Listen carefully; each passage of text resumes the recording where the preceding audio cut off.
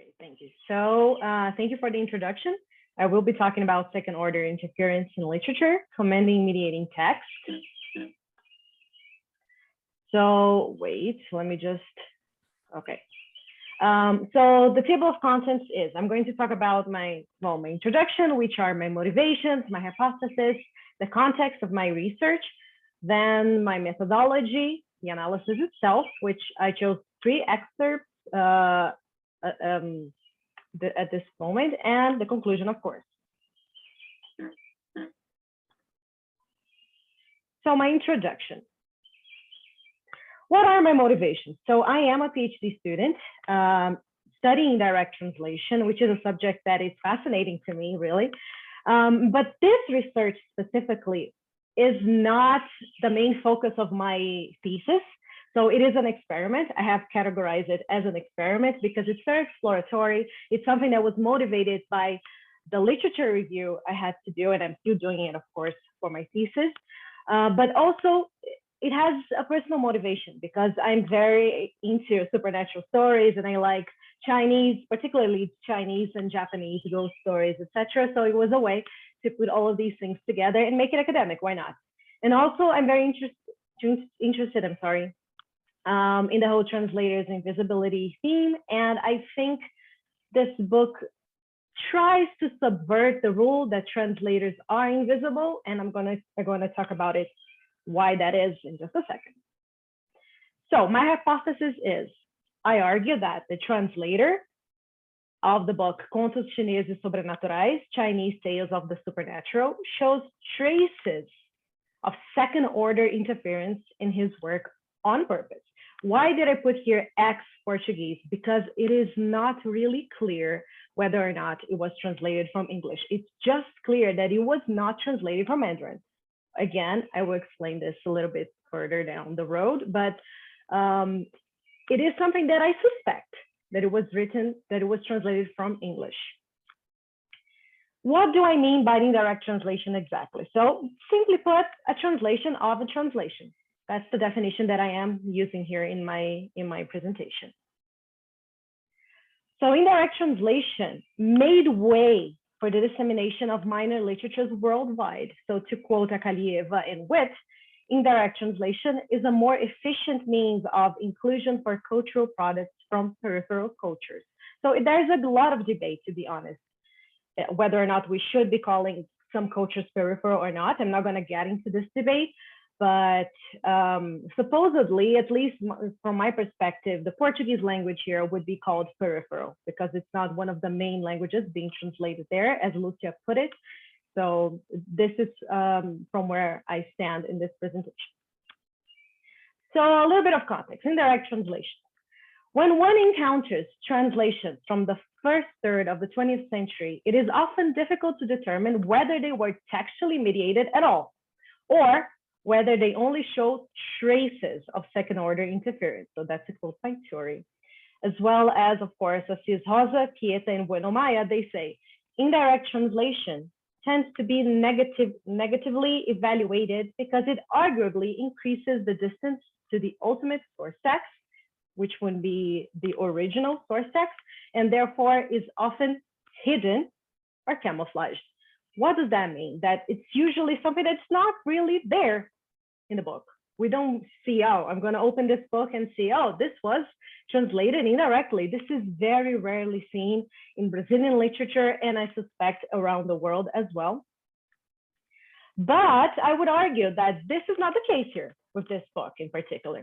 This means that some translators could be making sure to show traces of second order interference in their translations, indicating that their work was in fact an indirect translation. Why not? This could be the case here. This is why I am exploring this. So Chinese and Japanese literature translated into Portuguese, just to give you a little bit of context here. So there are 2 quotes here from Pacheco, who is a Portuguese academic.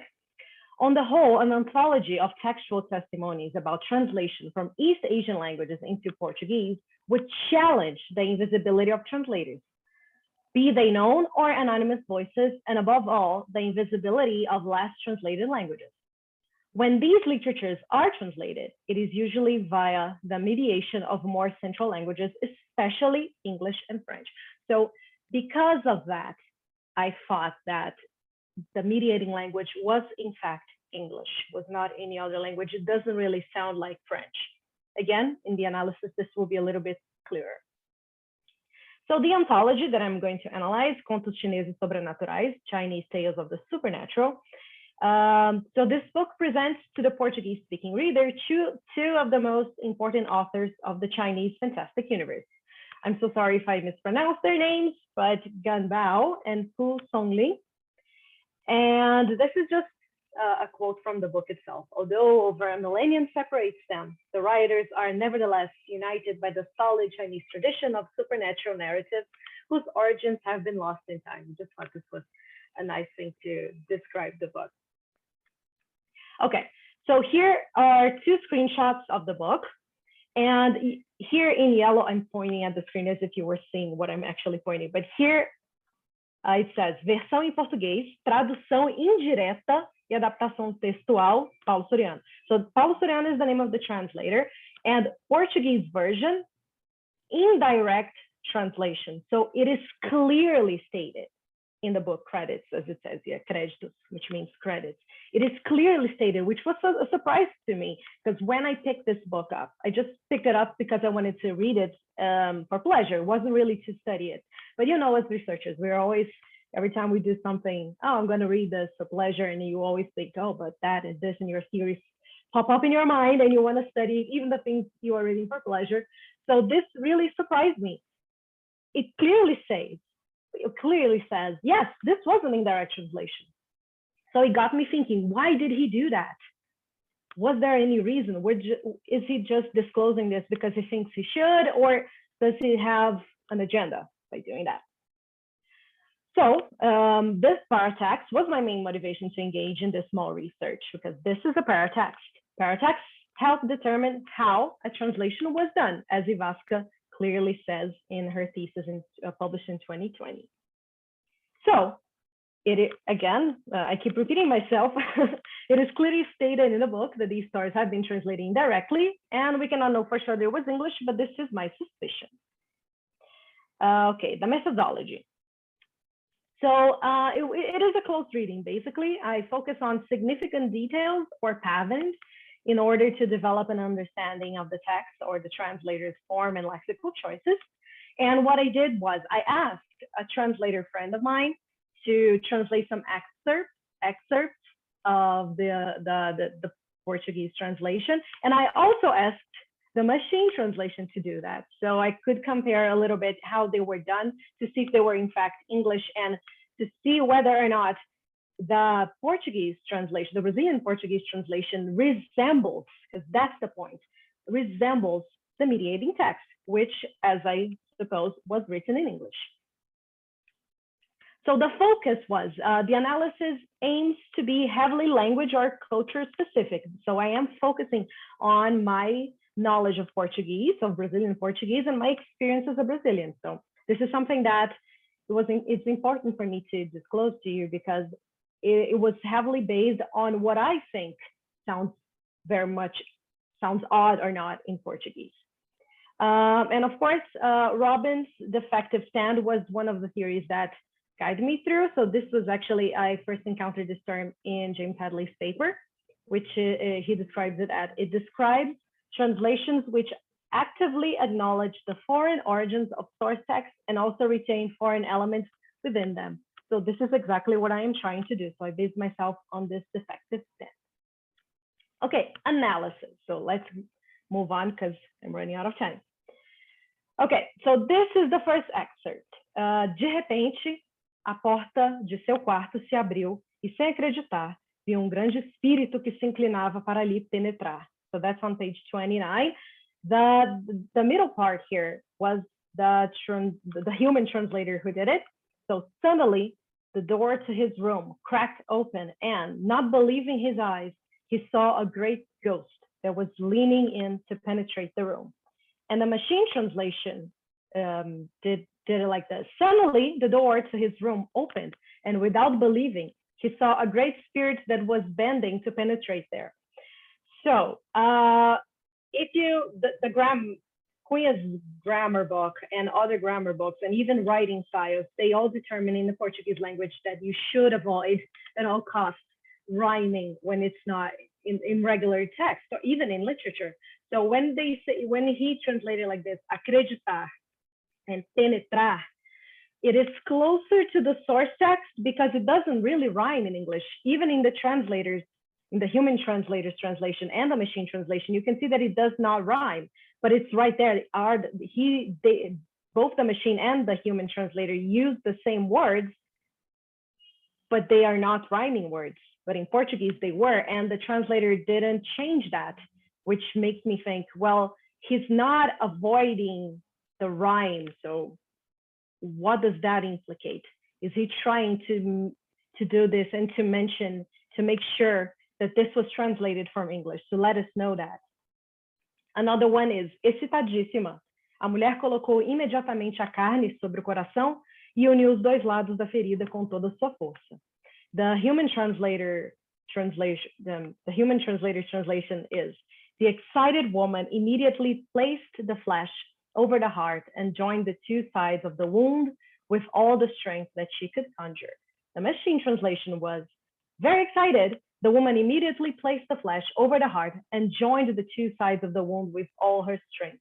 So excitadíssima, this word that it's involved right here, it sounds very odd to a native Brazilian Portuguese speaker.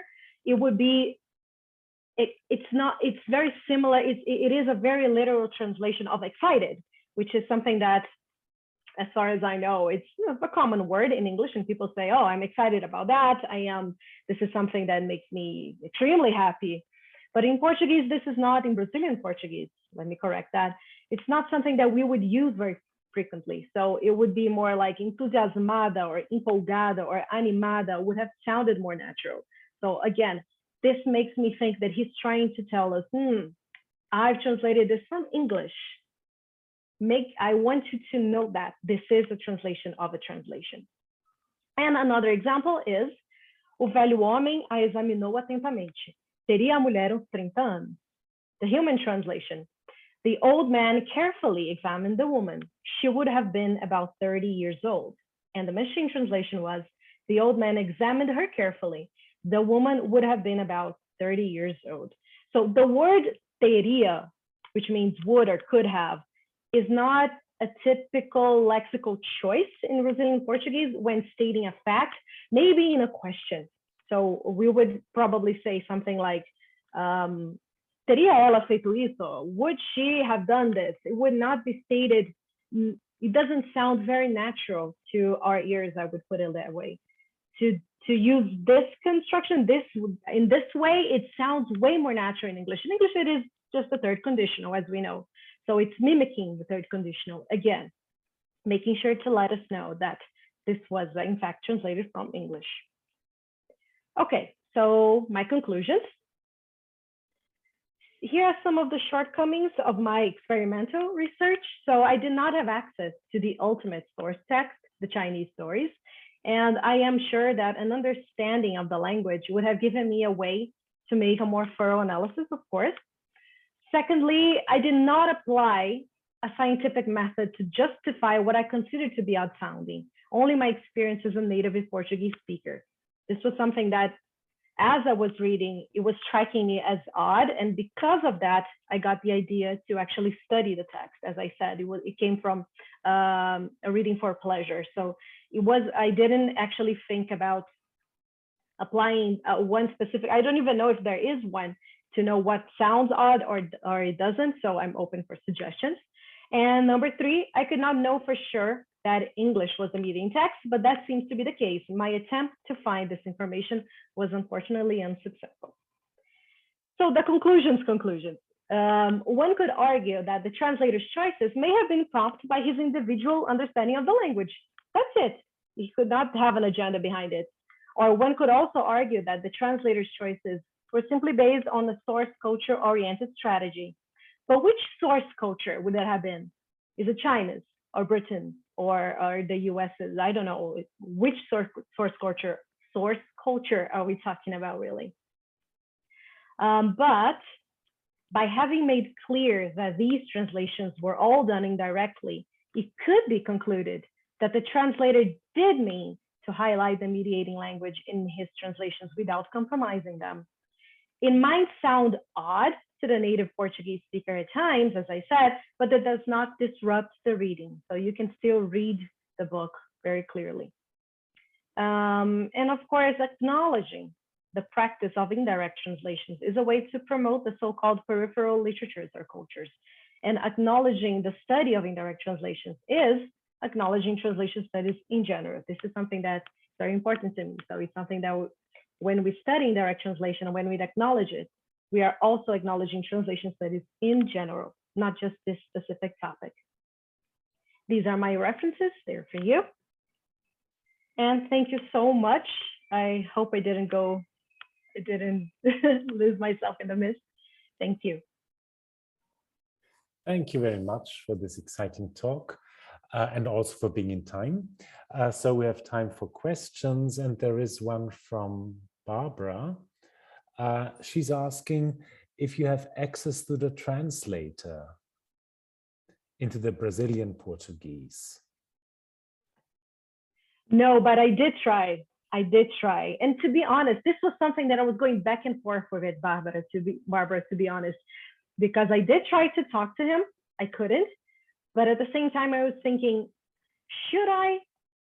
Because if I talk to him, it's just, am I really doing my research or am I just asking him a question? I was going back and forth with this because I thought, well, if I just ask him, did you try to mimic some of the things in English? Did you do that in your Portuguese translation? What if he had said yes or no? Then I don't know. I would have just haven't answered. Do you know? I tried, but I couldn't get a hold of him. Mm-hmm. Thank you. Are there any other questions? Well, it's already quite late. We are coming more or less to the end of the conference. If not, I see in the program, in our section, there's only one talk left in the whole program. The other sections are already finished. So if there aren't any questions for Nayara, I would say thank you very much. Thank you.